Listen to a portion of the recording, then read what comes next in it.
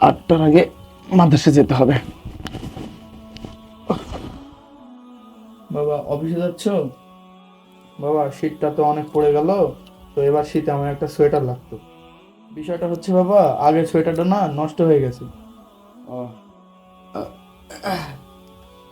আব্বা, এখানে কিছু টাকা আছে, এই টাকাটা দিয়া এটা ভালো দেখে একটা সোয়েটার নিয়ে নিন আব্বা।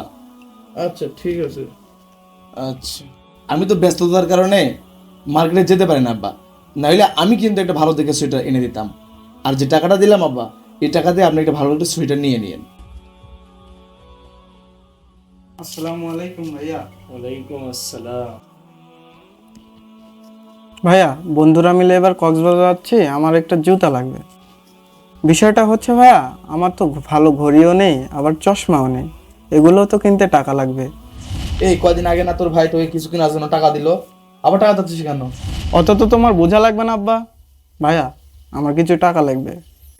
থাক আব্বা, বন্ধু বান্ধবের সাথে চলতে গেলে কিছু টাকা পয়সা লাগে আব্বা, এটা নিয়ে কিছু বলেন না।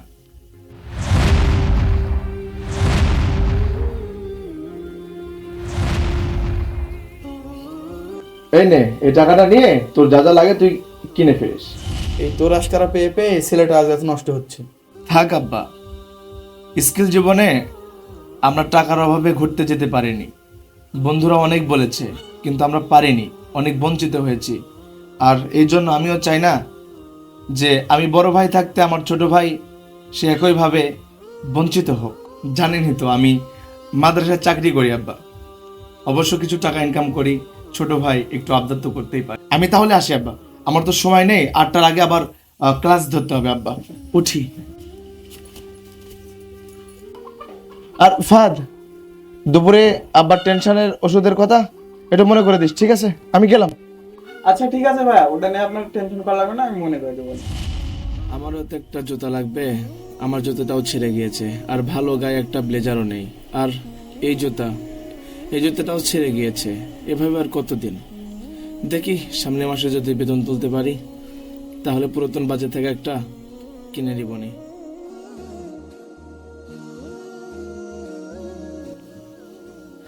উফ, এ ফাহাদ কই গেলি রে? এই গ্যাসের ট্যাবলেট আর একটু পানি নেয় তো দেখি। দুপুরে একটু পুরি খাইছে আব্বা, এর জন্য বুকটা জ্বলতেছে, গ্যাস হয়েছে মনে হয় আব্বা। কই গেলি আব্বা? তুমি ঠিক মতো দুপুরে খাবার খেয়েছো? হ্যাঁ বাবা, দুপুরে খাইছি। আর আরেকটা বিষয় দেখতো বাবা, ব্লেজারটা কেমন হয়েছে? এ কি আব্বা, ব্লেজার কিনে ফেলিস?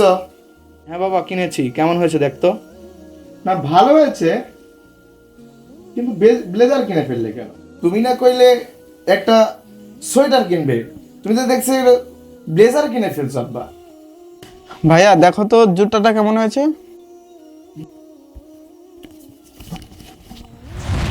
কিরে, জুতাটা তো অনেক সুন্দর হয়েছে, কিন্তু জুতাটা সাইজ এত বড় কেন?